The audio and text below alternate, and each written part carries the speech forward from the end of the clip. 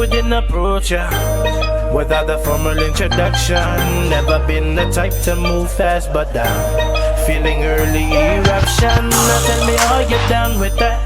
Once you rock with me, ain't no coming back. I need a monkey, come hold me down.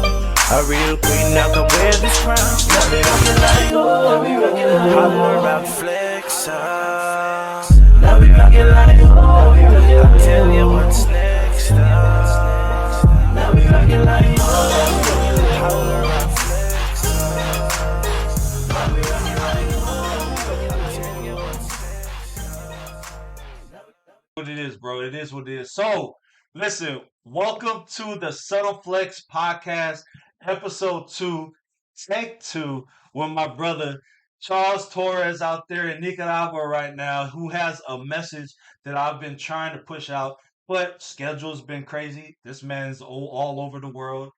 And the first time we did this was an epic, legendary episode, but as an amateur podcaster, I freaking left his audio off, and it was kind of it was saddening. I literally, Charles, I'll tell you, I went to my wife that same night, and we're eating dinner, and she's like, "Why is your head down?" I was like, "Bro, I just had a legendary interview with a brother of mine who's doing something great."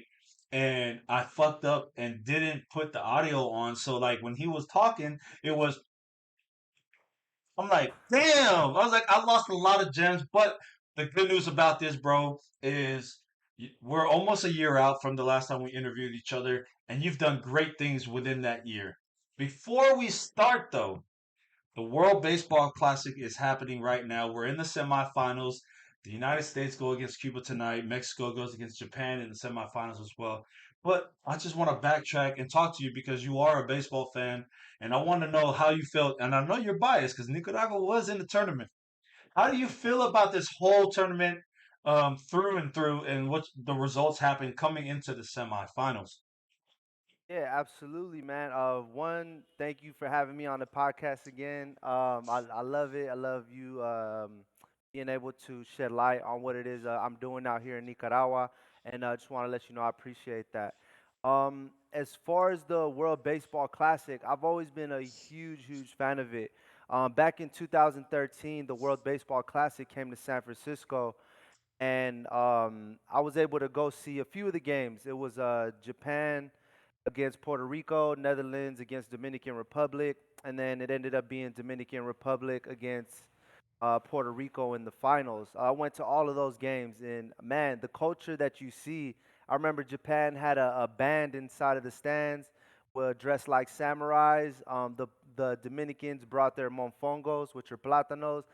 Just everybody bringing their culture and being able to see baseball from around. I think it's a beautiful thing, especially being a huge baseball fan. Now, I've always wanted to see Nicaragua qualify, and thankfully this year they finally qualified to make the big tournament. Obviously, I'm realistic as well. I know that the talent in baseball all around the world, in the Caribbean, in Asia, and then also obviously in the United States, it's at a top tier level. Now, Nicaragua going into this tournament made me very happy. One, because I personally know a few of the guys that were playing on there. One of the guys actually is a spokesman for my project, the Pinolero Baseball project. And also, it's a huge platform for them. Anybody that they're pitching against, anybody that they're batting against, they play majors, they play Caribbean leagues, Asian leagues. So it's a huge platform for them to be able to blow up. Um, USA is definitely my team. It was my team in 2017 when they won, when we had Buster Posey, Brandon Crawford, Brandon Belt on the squad. Now we have players like Mike Trout finally playing for something Fine. big, because you know he isn't gonna win nothing in Los Angeles over there. And and yeah, man, it's great to see the countries coming together, seeing the different styles of baseball. So for one, I'm a huge fan of this tournament. Definitely very excited when it comes around. All right, so we got USA and Cuba tonight at 1900 or 7 o'clock p.m. Eastern time. How do you see this going? Especially what happened last night. They went through their bullpen against Venezuela, and that was a really big game between those two. I think that they exercised too much of their bullpen. I think that's going to be a weakness coming in to play Cuba, which is a respectable roster. Absolutely, man. But you got to remember, man, USA baseball, they play 162 games a year.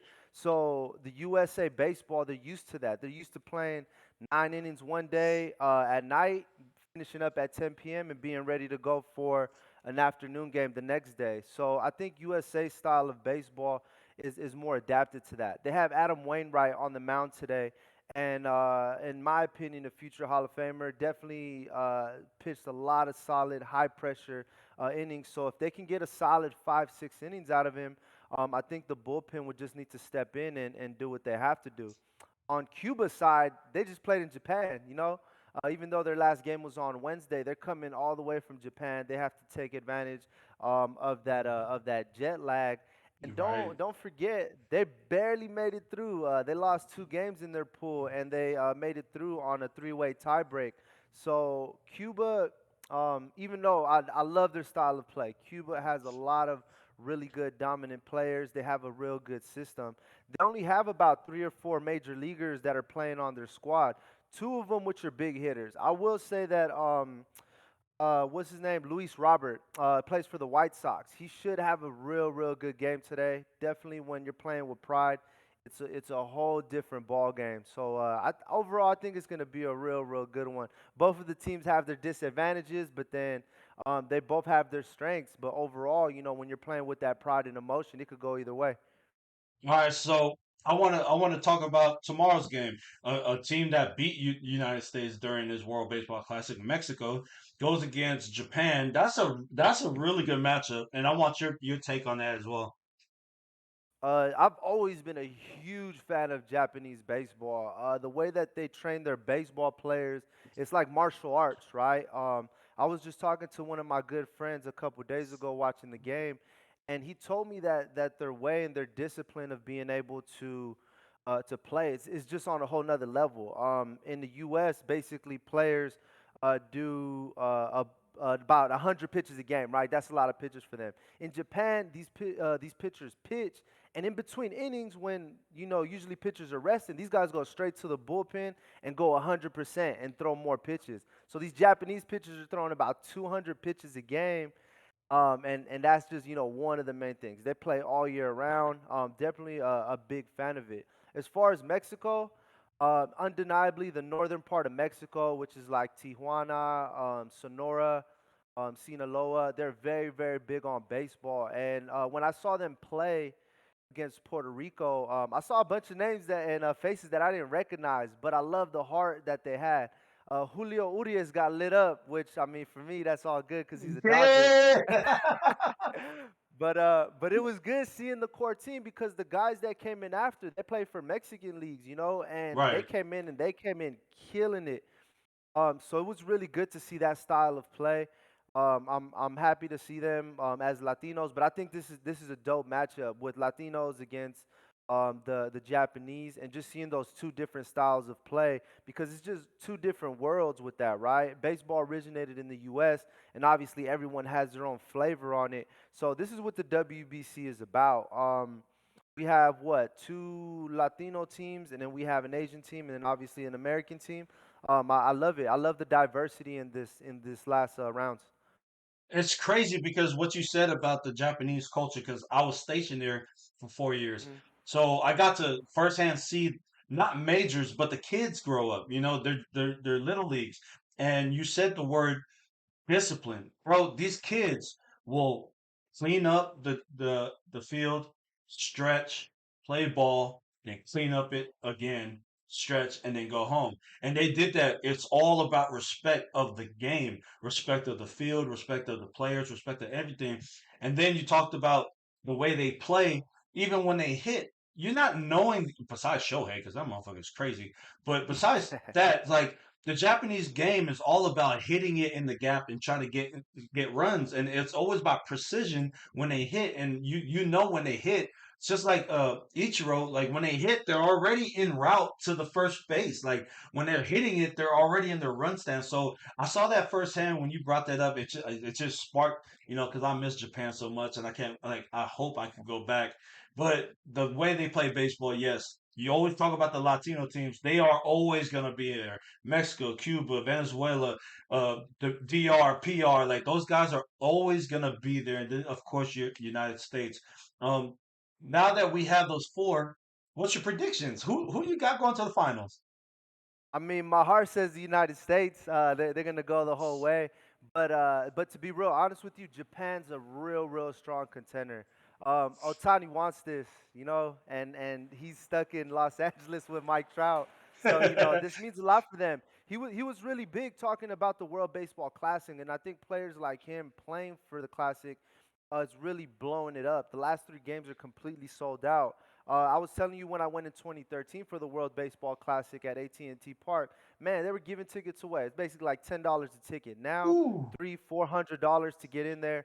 But as far as my predictions, I feel that the U.S. will make it forward along with Japan. And it'll be a really good game. Otani pitched the last game, so he should be resting tomorrow. So he should be pitching and ready and hitting for that last game. And then the U.S. basically they just have to play their small ball. Yesterday they have about 14, 15 hits, and even in situations when they were moving runners over, they were going for the sac fly, going for the bunts, and obviously they got a huge grand slam, which put them ahead. But USA is gonna play their ball. Japan's gonna play their ball, and that's what baseball is all about. But I'm hoping that U.S. comes out on top as back-to-back champs. How much are you disappointed or sad, maybe, that Kodai Senga did not play this year? And I respect why he didn't. He wants to get ready for the New York Mets year, but at the same time, like Kodai Senga would also be a really good asset for that Japanese team that's already stacked. How do you feel about that? I mean, I feel like there's a lot of controversy. The Mets just lost two players, right? They lost one in the World Baseball Classic and they lost one in spring training. Right. I hear a lot of controversy about people talking about how, the WBC should be an amateur tournament, that if, clubs are playing these players, millions of dollars, that they, should play with some restrictions or not play at all. But honestly, man, this is getting as big as the World Cup, Yes. obviously for some of these players that aren't playing in the MLB, this is an opportunity to represent your country on a major level. Look at the Dominican, look at Puerto Rico. You have top tier athletes playing, in these leagues. And obviously it's really sad what happened with Diaz in Puerto Rico, which was a complete freak accident. Him, celebrating and being injured. But I forget a guy's name, but I think it was a second baseman for the Mets as well in spring training. He slid into second base and basically he's out for the season. Um, so it's sad that some players, aren't being able to play because you want to see that. You want to see good baseball. Baseball is, for entertainment. And obviously you want to be able to see, man, who really stacks up against who when all of the best are being able to play at that talent. But, it's a personal decision and, hopefully more players will be motivated to play for the next one. I highly disagree with a lot of those fans that you brought up because the reason why the World Baseball Classic was even in was because the Summer Olympics was happening Hmm. during the season. So they brought up the World Baseball Classic to showcase all these players, and then to what you said, a lot of these players that are not in the major leagues, not only do they represent their country, this is their showcase to say, "Hey, I belong in the majors too." They might get a look Yeah. to go to the Triple A or Single A or Double A, but They that's are the getting beauty of looks. it. Yeah, that's the beauty Absolutely, of man. the World Baseball Classic. And then, like you said, may not it may not get to the top of what the World Cup of football is, right? It will never get there. But this year alone, record wise, like you were talking about with tickets, this is bro. Just think about this: how smart the World Baseball Classic was to put South Beach for a lot of their games. You got Venezuelans, Cubans, Puerto Ricans, Dominicans, Mexicans. You're bringing all these cultures that already are in Miami, right? United Absolutely. States. Like you knew what you were Nicaragua, doing. man. Nicaragua. No Nicaragua has a disrespect. big, yeah, no, they have a huge community in Miami, and let me tell you a beautiful story, right? You're talking Go about ahead. these players being able to showcase talent. So Nicaragua, as we mentioned, qualified for the WBC. Now, just a little background on Latino baseball. We touched on it on the last podcast, Basically, as a Latino baseball player playing in Latino America, it's way different than the U.S. In the U.S., you play high school till you're 18. And if you play for college, you play another 4 years where you have elite training, elite education, and then you go to a draft. In Latino America, if you're 16 years old and you're not signed, basically your hopes of playing professional ball in the minors and the majors Mm. drops down about 80%, right? So it's real difficult. It's very cutthroat here. Now, in the World Baseball Classic, there was a pitcher named Duque Hebert. Now, Duque Hebert was from he is from Puerto Cabezas, Nicaragua, the Caribbean coast, where where we have a lot of talent. It's one of the poorest regions in Nicaragua, but we have a lot of our talent here. It's very influenced by a lot of African culture. Now, this pitcher, 21 years old, just won Rookie of the Year here in a professional league in Nicaragua. Now, that professional league, it's equivalent to about A ball, double A, but a lot of people from international countries come here. So he's 21 years old. Just keep in mind what I told you about being 16 and basically losing that. So this guy's future was pretty much just playing in professional leagues in Nicaragua, hopefully making up somewhere. Now, he qualified for the World Baseball Classic, and he pitched against the Dominican Republic. And he had an inning to showcase his talent. He struck out three Dominican players, including Juan Soto. Man, $400 million is being paid to this guy. Um, Probably about an hour after the game, we all received news that he got signed to the Detroit Tigers. Now, along with that, he got signed by a Dominican team as well, where the Dominicans have an elite level of training. They have all 32 ball clubs there, along with that, right? So you talk about showcasing talent. This kid went from nearly basically having his career set out from him to having that opportunity, and he took advantage of that opportunity. Now he's signed with the Detroit Tigers. He's going to have, he might be signed to an A ball or double A contract where he goes into there, but he has all of that, which was an opportunity that he didn't have before. Um, my guy, I was telling you about one of my sponsors or somebody that works with us. His name is Rodney Theophil. He got signed to the Washington Nationals organization, and thankfully this year, still rocking with them. He's 23 years old and he's working his way up to the majors. He played against Venezuela, and he was able to pitch another half inning, and he was able to strike out Miguel Cabrera, future Hall of Famer, Triple Crown winner, played against the Giants in the World Series. And you know who Miguel Cabrera is, man. This guy's a huge one. And my Right. guy, 23 years old, had an opportunity to be able to just having that bat against him and being able Right. to strike him out. That's a huge platform that these guys aren't getting when you're playing in Latino leagues. So you have all these scouts, all these guys looking for talent. So thankfully, because of what he did, along with all of his grind, he's starting Double A this year with the Washington Nationals, and we're hoping Nice. that maybe in within the next year or so, we can see him rocking a Washington Nationals jersey out there in Washington D.C. Showcase, just like we were talking about. That is amazing stories to talk about. Talking about all the stuff that you know about these two kids that are now about to go, you know, skyrocket into their futures of what they began with. Let's talk about what your project's all about. Let's talk about the beginning stages of this and how it started, how you even like began this. Like you got to understand, we're two kids from Daly City, California, a small city right outside of San Francisco, going to Jefferson, which is now the Jaguars. We graduated as Indians, right? Where did the I knew the passion because I knew you were a baseball player in high school, but where was the passion about the project that you are in now at the beginning stages? Like where did that start? Absolutely. So a little history on myself. Yeah, I was born in San Francisco, and my family's of Nicaraguan descent. Nicaragua, Deporte Rey, which is the king sport, is baseball here. So my grandfather showed it to me at a very young age, and I played baseball since I was 5, 6 years old. Played all throughout high school. Even played semi-pro in San Jose up until a few years ago. And basically, I've always had a love for baseball. Baseball is a very technical sport, and not a lot of people get it. But I don't know, man. I grew up playing here in Nicaragua, playing in the states, so just being around it, my love for the game definitely has always been there. Now, I moved away from the States about 4 years ago, and during the pandemic, And I started doing volunteers in a bunch of different places, right? Started figuring out that, yeah, I love to help people. And I've always known that I wanted to work with baseball. They say for baseball players, one day or another, you get told you can't play the game anymore.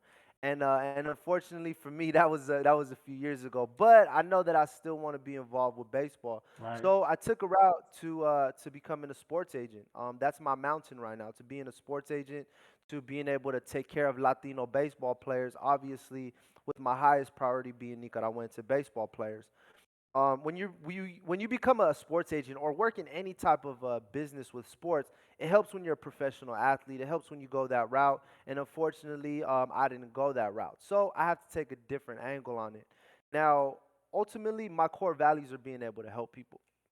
So with that being said, I came to Nicaragua with the mountain of I want to be involved in baseball. I don't know how, just want to be involved with it.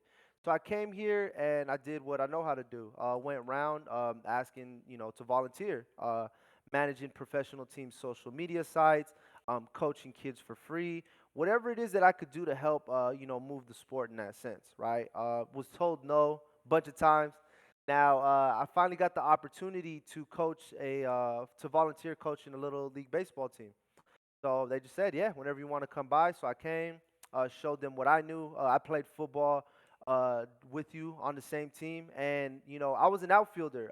My footwork is crazy in center field because of all of the defensive back drills, because all of my wide receiver drills. So I teach these kids a lot of those football drills, so that way they could track down baseballs when they're out there at shortstop and in the outfield.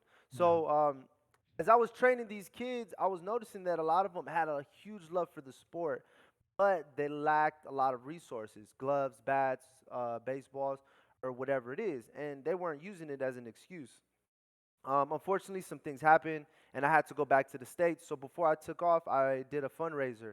I did a fundraiser, and I was able to raise about a few $100s, and I was able to donate to that community. We donated about 60 kids, and all these kids were super happy. Now, when I came back to the States, I saw there was a big movement. People wanted to help, and I knew I had to keep it rolling.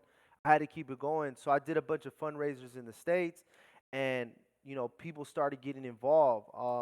Professional baseball players, professional rappers, professional MMA fighters, all Nicaraguense that shared that same vision on being able to help the country of Nicaragua and being able to provide something, right? Fortunately, I was born in the States. I have a different set of opportunities than they're handed over here. So, Roberto Clemente says one of my favorite quotes is, anytime you have a chance to help somebody in this world and you don't, you're wasting your time here on earth.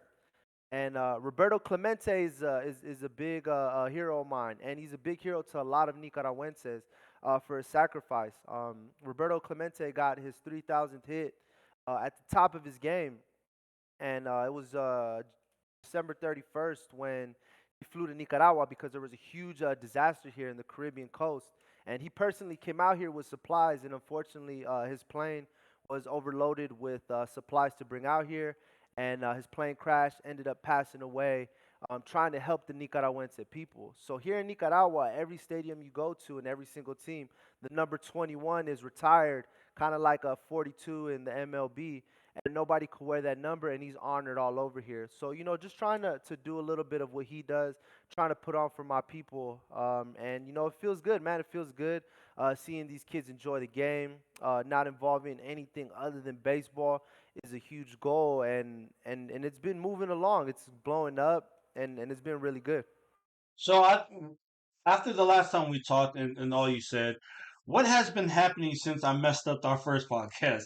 What has been moving forward for your project? Because before like I said, I'm not on social media because I gave it up for Lent. So Easter, I'll open it up again. But prior to that, I was watching you travel and I was watching you do a lot of things in the States, in South America and Central America. Like, I just want to know the timeline of what's been going on because we now know the basis of your project. We're going to still talk Absolutely. about it going forward, but there was a lot of things that, you were doing all the way through up till now that I want to talk about because, I see it, but never had the explanation. And this is perfect timing right now to talk about it. Yeah, no, you're not lying, man. Last time I talked here, last time we talked on here, I was in Nicaragua, right? So I basically, come here to Nicaragua to put on, to grind out here. Then I go back to the States, do the same out there, and it's a cycle, right? So the last time I spoke to you, there was a lot of big plans. I was telling you about a lot of the things that we wanted to do. So I went back to the States and I did a bunch of fundraisers. One of them being a Nicaragüense festival where they get a lot of Nicaraguenses in the same place. They have culture, food, music, and working with the people. Obviously, they love the project. I was able to set up a booth, spread awareness, and so on and so forth. Long story short, we collected another full box, 30 by 30 box of baseball equipment. We had too much equipment. We couldn't even, fit all the equipment in. So That's a I'm good really, thing. really grateful for that. Yeah, I'm really grateful for that. So I came back to Nicaragua in November. Now I came back in November, and the goal was still the same. Being able to help these kids create events, so on. One of my main goals was to make the project manageable from anywhere. So I wanted to get more people involved and create more opportunities. So I was looking for a few professionals out here to manage social media, to be administrators, event organizers, basically giving another opportunity of Nicaraguenses, even if you aren't about baseball. Jobs are really hard to come by here, and I wanted to give Nicaraguenses another platform. Thankfully, I was able to find a few solid people to be able to work on it from here on out. So with them, along with the forces that we have and the resources we've had three events in the last 2 months actually. One of them being in the northern part of Nicaragua in a place called Somotio Chinandega. We helped three communities there, about 100 kids. We provided enough baseball equipment to create two new teams. So there was two new teams that basically they wanted to play. They had a league to play in, but they just didn't have the resources. So by us bringing enough gloves, enough baseballs, enough bats, there's two teams up in Chinandega that are going to be able to participate in their league here for the rest of the year and upcoming years. Another event that we had was in a community called Pica Pica, which is in the southern part of Nicaragua. And there we did something similar where we created opportunities for three teams. This one was a dope one because we had a training camp. So we went there for 4 days, Nice. and basically we had double days. Double days. I get that Oh, from Jeff. So I had these kids working. These kids wanted to play baseball. So I told them, all right, 8 a.m. We're gonna have a little break in between, and then we'll be back at 1 p.m. And we did the training. And at the end of it, these kids were tired, but these kids showed heart. There was kids playing barefoot. There was kids, doing sprints, and there's no grass out here, man. There's not a lot of grass at this time of year. So you have these kids running on dirt, bare feet, doing sprints, doing suicides, doing all of that stuff. And at the end of it, we were able to donate enough equipment for these two teams to participate. We even ran some competition events where we were able to give away some cleats, give away personal equipment for some of the kids, so that way they can use that moving forward. so Now, my oh yeah, go yeah, ahead, go go for ahead, go. go ahead. No, no, no, go ahead, go Okay, ahead. cool, cool, yeah. So this is the big one right here. This is the big one right here. Nice. Um, so basically, it's been about 2 years since I've had this project. In about a couple months, 3 months, it'll be 2 years that I've had this project. Now, recently, it's always been a dream of mine to be able to help academies. I've helped start about three different academies. People telling me, "Hey, I want to start this academy. Just need some resources." Boom. So there's three baseball schools in Nicaragua right now that we've funded, along with over 20 different communities in 8 different departments in like 15 different cities. Right. So there's about 8,000 kids playing baseball in Nicaragua right now with equipment that we've been able to donate. Now, just Wednesday, this past Wednesday, I was able to open up my own personal baseball academy. So Nice. this one's a big one for me. So let me tell you about the academy. The academy baseball Jose Heliodoro Narvaez Miranda is a baseball academy in Diriamba Carazo. So this town specifically, baseball has been non-existent. It's dominantly a soccer town. So a lot of the kids play soccer. Now, with this town, a lot of community members were reaching out to me, and they were telling me, "Hey, we have a bunch of kids that want to play, but there's no resources, and we don't have any leagues or anything like that." So I worked together with them. Now I had community volunteers step up. I'm talking about doctors, teachers, trainers, the firefighters. All of these people said, "Man, we're ready to do our part. We're ready to give these kids free classes, like baseball theory, right? Like how Right. the fundamentals of the games off the field, and then we're gonna train these kids on the field. We're gonna take them to practice 2, 3 days a week. Doctors were like, we're going to give them physicals. We'll keep maintaining them. And we have nutritionists that are teaching these kids how to have a proper diet and how to move forward. And then obviously the firefighters are giving free first aid for these kids as well. Only thing that was missing was resources. So I said, yeah, let's do this. Let's make it happen. So on Wednesday, we had an inauguration for the academy. Now, I donated enough equipment, along with a lot of different, consejos, a lot of different advices, a lot of different perspectives for the kids. And now we opened up a free baseball academy, which over 120 kids would have access to in 4 different communities in Dirian Bacarazo. Now, there are 4 different communities spread out. The kids have to pay nothing. They just show up, and they have a glove, right? You check it out like a library. You show up, use the glove for the day, give it back. We gave enough baseballs, enough bats, catcher's equipment, helmets, everything that they need to do to be able to go and learn the game of baseball. Now, this name, Jose Heliodoro Narvaez Miranda, that's my grandfather. So I was able to put the name of my grandfather on this academy because, he's the one that inspired me. He's the one that showed me a lot of these values. And it was an honor for him. And he's no longer with us, but this is my tribute to him, and it's being able to open up an academy and being able to help people the way that he helped a lot of people because my grandfather was actually doing the same thing that I was doing, but with the firefighters. So he was a big hero in that sense. And the inauguration was beautiful. We had about 8 professional baseball players show up.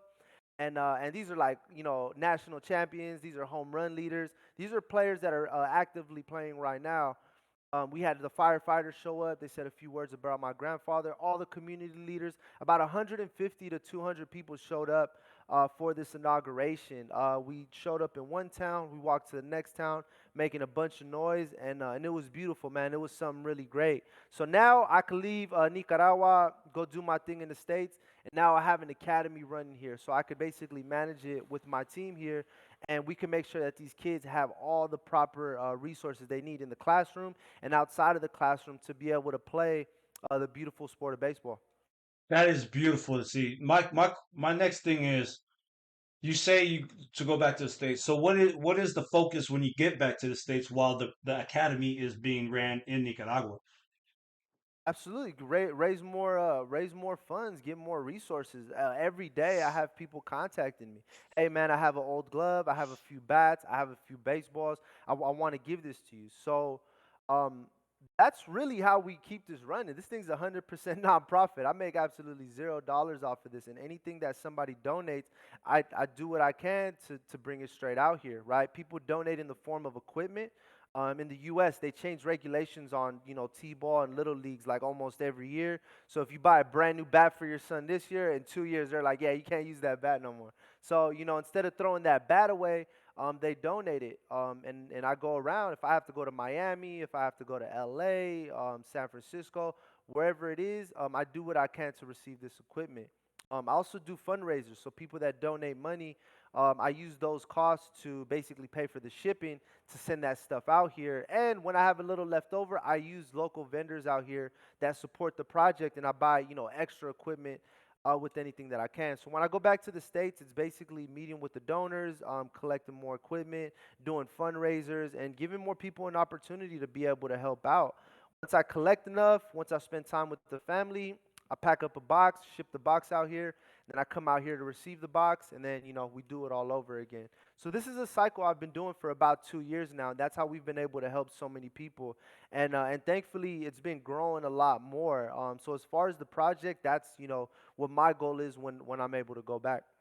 Are you able to shout out some of those donors, or what city or what region, county, or whatever it is really the resource that really donates the most out of when you come back to the States?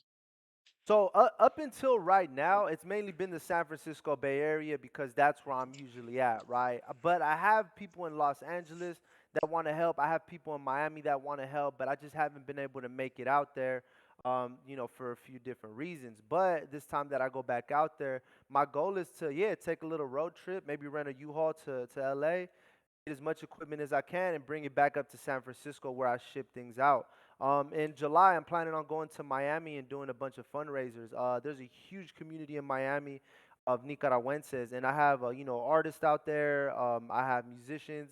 I have community leaders, lawyers, a lot of people that just wanna help out. So my goal is to go out there, maybe spend about a week, see how we can collect all of this, maybe do a fundraiser out there, maybe do a benefit for the kids and collect all this equipment, ship it to San Francisco so we can get it ready and get it back out here to Nicaragua. But mainly, it's been San Francisco Bay Area, and that's mainly because that's where I'm at.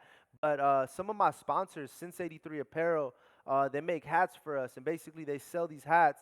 And everything that they sell, it's a profit to help these kids out. Cali Gold Apparel makes our jerseys as well. They donate pants, they donate baseball equipment, anything that we need, they're always available for the kids. And we have other sponsors, social media people that help us out, a bunch of influencers, Hella Nika on Instagram, where they basically our platform. They have over 50,000 followers, big in the community, and they've basically connected us with that. Social media has been a huge, huge tool for us because it gets people involved, right? If it wasn't for the social media, it'd be a lot more difficult to get that out there. And then as far as some of the artists, some really, really good friends. Javi Dade, one of the top rappers in Miami, Nicaraguense heritage, Miami born. Him and his whole 47 Republic crew have been huge supporters of it. They rock our jerseys. They're always spreading it out, and they have a real, real big platform that they're helping us out with. Um, and I would say, yeah, man, Elvin Espinoza, he's an MMA fighter. He fights for the PFL League. I'm not sure if you're familiar with Oh them, yes, but Elvin, absolutely. man, he's a huge sponsor. He's always sharing our stuff. He has his jersey. He does training in his jersey. Nicaragüense, all for the people. The people that we work with share the same vision. They want a more positive future for Nicaragua, right? They're out here grinding in their own different creative ways. They're fighting professionally. They're out here creating music, and it's all for the people to create a different spotlight on what we can do. Professionally, artistically, creatively, and these are all people that we love working with. And obviously, we have a huge following here in Nicaragua as well. We're starting to blow up a lot more here. We sponsor a few of the baseball players. A lot of the baseball players rock our gear. After this, I'm gonna be going to a baseball game right now where about 10 of the baseball players are sponsored by Pinolero Baseball Project, and they basically rock, the logo on their helmet, and they love it. They love the project out here. So my thing is next. All right, you know where you came from. You know what's next as far as what's already on the foundation. Well, where is the dream at next? Where is your next move saying like, all right, we're here, but what's next? What is that next step for you and your project? Because it looks like the trajectory is going up, looking like a Wi-Fi symbol, right? We want to know Absolutely. we want to know what's next. What's the plan for Charles Torres and his project, especially knowing what we know now? What is your next moves? Absolutely. So as far as the project itself, it's to always be there. It's to always be there, always creating opportunities. The more academies we could start, that would be the best. I was just mentioning Rodney Theophile and also one of my good friends, Shindel Bernard. They're both from Laguna de Perlas in the Caribbean coast of Nicaragua. I went out there for a couple weeks last May, and man, they received me. They showed me so much love. They housed me. They fed me, and we were able to help that big community. So I have a deep love for Laguna de Perlas in the Caribbean coast of Nicaragua. So that's where I want to open my next academy.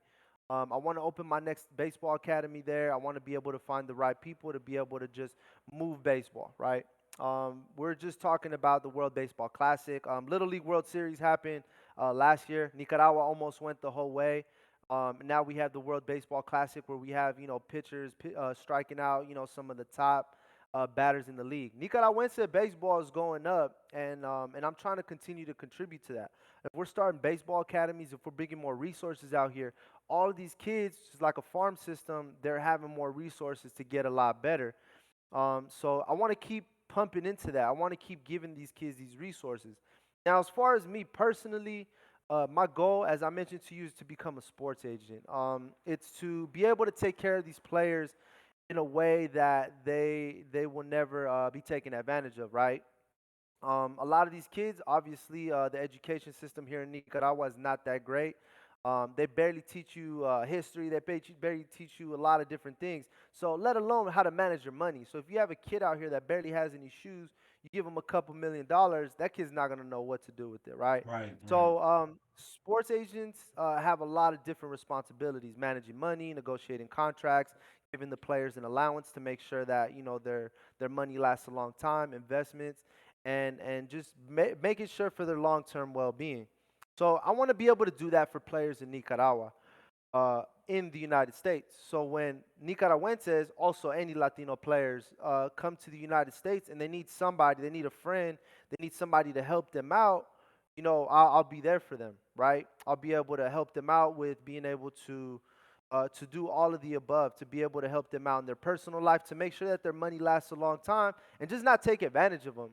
Duque Herbert just got signed to the Detroit Tigers, right? You could imagine his phone blowing up with a bunch of money hungry agents You're just trying right. to trying to just dip in and take this, right? Somebody that's never really had a lot of resources, you see that you might take the first thing, but I feel that being able to help these players in a more personable way, it's the way to go about uplifting your country in a very big way. So me personally, I'm moving towards that. I'm trying to work with attorneys, trying to network with some of the people that can help make this dream come true, because it is going to come true. I am going to make it happen, just like Facts. everything else I've made happen, and it will happen. And I just want to make sure that it's good in the long run. I want to open an agency, get the right people involved, so that way we can represent these players and just make sure that baseball in Nicaragua and in Latino America continues to grow.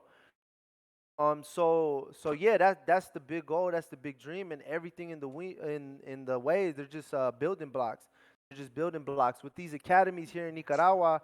A few of these kids, they're gonna make it, and I'll be there to receive them on the other side. A lot of baseball academies here in Nicaragua, they do all the work to be able to get these kids signed, to be able to get them, up to the next level, which they do a good job. But once they get to the next level, they're just lost. You just drop them in the middle of Japan not knowing how to speak Japanese. So these kids are just, they don't know who to trust, they don't know what to do.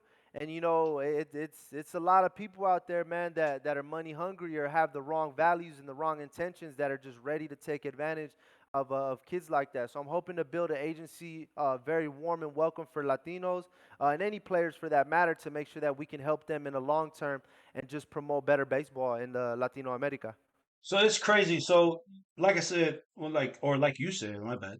You're doing stuff in Nicaragua. You're coming back to the States. Have you ever had the mindset or thought? Because while you're talking, I'm thinking like, man, this would be dope. Have you ever thought about having the kids of Nicaragua play against the Nicaraguenses of the States and see them play Yeah, against each other? Have you ever seen that kind of dream? Because to me, I'm not even from Nicaragua, and I'm over here thinking like, bro, that would be dope. That would be awesome to see the kids from the States fuse with those kids that come from Nicaragua, and not only do they play the game they love, but they also get to meet each other. Some of these kids, like being Samoan, some of the Samoan kids in the States never, get that opportunity to go back to the island. You know what I mean? Some of these kids from Nicaragua never get to see the United States or vice versa. And I just want to see if you ever brought that up, because I'm pretty sure you did with the mindset that you have. absolutely. But please explain if you ever had that idea, or what's the plan of that idea, because to me, I just need to know when that idea is going to happen. And are you going to publish it so we can watch? Because that sounds so amazing to me. Period. Absolutely, man. So obviously, it's something that we've thought about, and it's something that we do here nationally. So for some of our events, I'll grab a group of kids from one department. They don't have states here; they're departments. So I'll grab kids here from one department, and I'll help them go to a completely different apartment to see different types of talent. As far as internationally, we're talking with some Puerto Ricans, we're talking with some Dominicans, and obviously in the States, it's really difficult to get kids out here in Nicaragua to the States, but vice versa, we'd love to get a group of Nicaraguense baseball players, in the States and have them come out here and play against kids. More so with the academy, our objective is to be able to get coaches, right? If I can have these academies here in Diriamba and then also Laguna de Perlas, you have a 3-month visa here. I'll go find a coach in Puerto Rico, Dominican Republic, in the United States. Say, hey, man, come to Nicaragua. We'll have you train for 2 months at this academy. Give you housing, give you all of this, and they're able to teach these kids new things. We'll do that every, few months, keep them rotated, because showing kids different types of pitches, different types of talents, different type of work ethics, it's very, very important for them to up their game.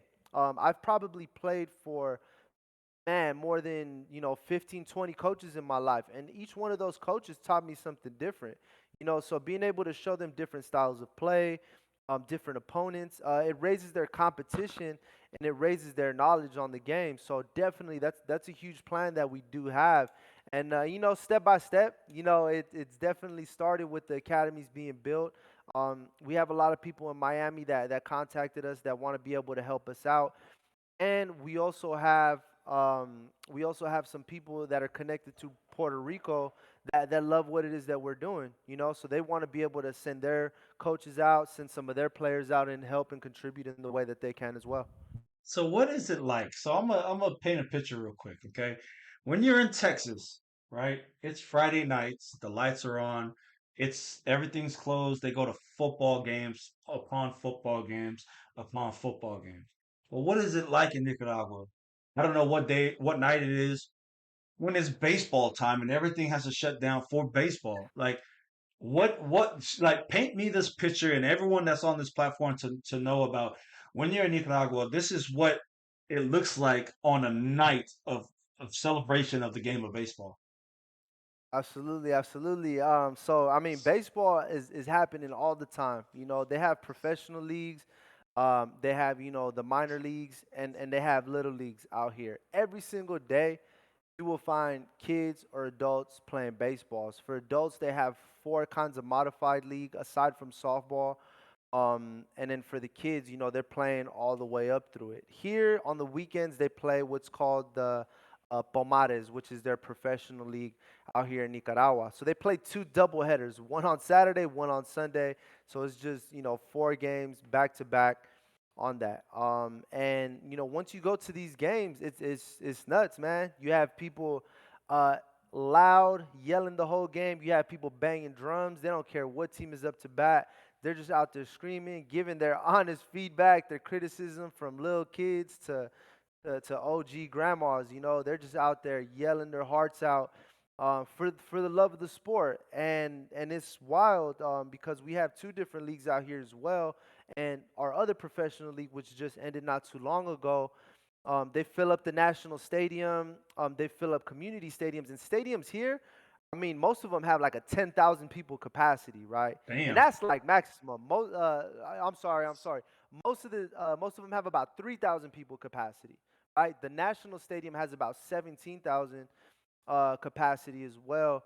But as far as the main, Pueblo teams, they have about 3,000 people. So you could imagine, three, four, 5,000 people, just jamming into the stadium, just out there screaming, supporting their team, and doing everything it is that they can. There's people, drinking. There's people out there eating, Nicaraguense food.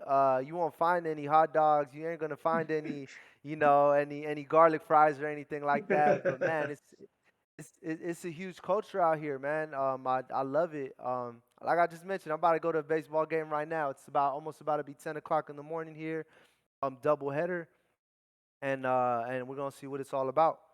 All right. So before we close out, I have one more segment. But before I do that, I just want to leave this platform for you to shout out a link, websites, or whatever you need to do to make sure that I put it in the comments below, so that we can help blow up what you're doing before I go to my next segment, which is small. Absolutely. Absolutely, absolutely. So the project is Pinolero Baseball Project. You got this logo right here, and you can follow us on Instagram. Honestly, Instagram is where we post, where we're more active. You can see events, you can see updated fundraisers. You can people see people that are supporting. That's like our central hub. So at Pinolero Baseball. You'll go ahead and write it in the comments. It's a Latino word, so it might be a little difficult to write it on there. So at Pinolero Baseball on Instagram, you can search up Pinolero Baseball on Facebook.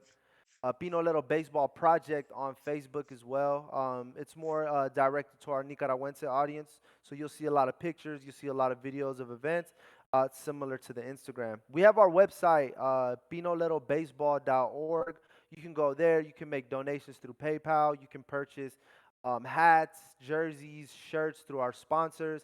Everything you purchase includes a donation to help these kids in Nicaragua in whichever way that we can. Um, if you wanna follow me on my personal, it's C Torres 2083. You can message me directly. I personally receive all donations through Venmo, PayPal, Zelle, and Cash App, so the money doesn't change hands. And I make sure that all of this goes directly towards the project, so that way we can help. We've had a lot of donors donate personal equipment, like catcher's gear, which is like $300-400. You know, top tier gloves, top tier bats. So I want to make sure that these things are going directly towards me, so I can also qualify the people to be able to give it to here in Nicaragua. A lot of people need things here, but you know it can be a little fishy out here sometimes with people trying to resell this equipment, or people not Right. training the kids or whatever it is. So that's why I like to be out here as well, so I can really manage the project and really see who this stuff is going to. That way, nobody takes advantage of it. So those are the ways that you can contact me. You can contact us through the project. You can see a lot of what it is that we're doing. And yeah, man, we'd love for you guys to support. It's been going up for the last 2 years. Definitely have a lot of momentum right now. I'll be in Miami, Los Angeles, San Francisco Bay Area soon, possibly Texas. So anybody that has any equipment they want to help out with, if you guys want to help out in spreading awareness, just let us know, man. We're out here to help. We out here for the future. So all that information will be in the description.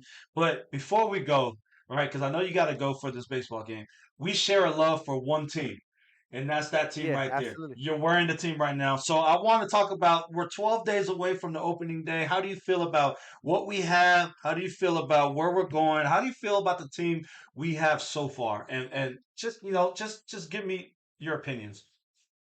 Yeah, absolutely. And I'll be real honest, man. The last few weeks, the last few months, I've been so involved with Nicaraguense baseball out here, and then also with this World Baseball Classic, and then my own personal projects, that I haven't been able to really shed too much light on it. I get the updates on my phone, and just as every year, man, I feel the Giants are gonna do their thing. Um, I haven't seen too many moves being made by them. I know we got Crawford, my favorite shortstop, coming back. Brandon Belt just took off. So it's going to be interesting seeing how the Giants manage with it. Lamont Wade has been tearing it up in spring training, but as you know, spring training really doesn't mean much. But I'm excited, man. I'm excited to see how they do. Definitely always supporting my hometown nine, and hoping that they go far. But Logan Webb just got him back. Definitely solid to being able to have him. Might be starting the championship game if the U.S. makes it. So I'm excited to see how our Giants do. I should be back there in July, August, in the dog days of baseball, to be able to see some of those games. Brother, this was an epic episode. I'm glad that I got your audio, first off. I'm There we go. also There we go. I'm also happy that we can share your message. Again, when we finish this, I need you to share this because, like I said, I'm not going to be on Facebook or anything to share it. I'll let you know when it's done. I'll hit you with the link and you share away, and I'll have my baseball friends do the same thing because until Easter, I cannot do it. But like I said, it was an honor for you to be here. Everybody, like, comment, and subscribe to the Sodaflex podcast. Please look at the description below as I get the information from my brother Charles Torres. Brother, this was an honor. enjoy the rest of your day, and yeah, we'll get back to it, man. I hope we get another podcast. We can keep getting updates and stuff like that. But one thing too, because before we ended, he was like, "Hey, man, look, it's a little pixelated. That's because I'm in a third world country right now. So please forgive me on that Yeah, too." yeah. But at the same time, the audio was as clear as day. It was That's what's money. important. It's money. That's all that mattered to me is we get the message out there, brother. So I hope you enjoy the Absolutely. rest of your day. I appreciate you, man. Thank you very much for having me on here, man, and I'll see you on the next one. Yes, sir. Holler, I flex.